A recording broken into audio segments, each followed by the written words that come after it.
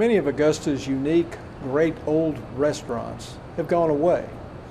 We've done videos about many of them, but one of them has stayed here, stuck here, and is still here. Hildebrandt's at 6th and Ellis Streets.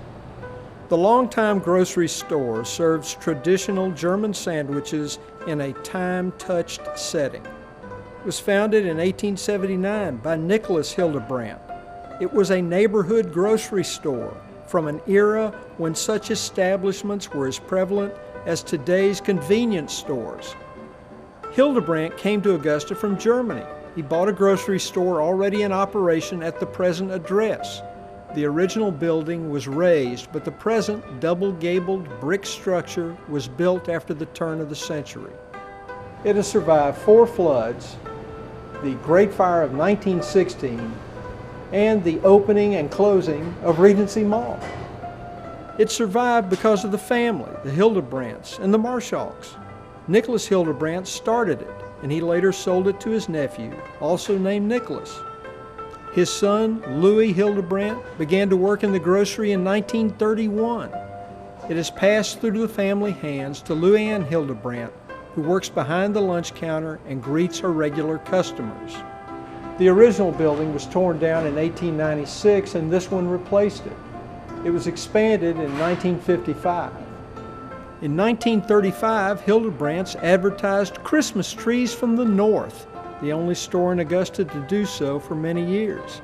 In the 1940s, the store also added beer, wine, and cut meats for home freezers. Back in those days, it opened at 7 a.m. because many people didn't have refrigerators. In fact, they would come in 3 times a day to buy their breakfast, dinner, and supper. You can't escape the past in Hildebrandt's because it surrounds you. Early 20th century photos of downtown Augusta landmarks and the Hildebrandt family portraits adorn the walls above lunch tables. That lunch business started, the story goes, more than 50 years ago when Louis made a sandwich from the store's meat supply because he didn't have time for a lunch break. A customer saw him eating and asked, "Make me one like that." And that's how he started selling sandwiches. Luann Hildebrandt and her siblings were raised on the 2nd floor of the store, and she started working there as a child in the 1960s. Like the name and like the business, she's still here too.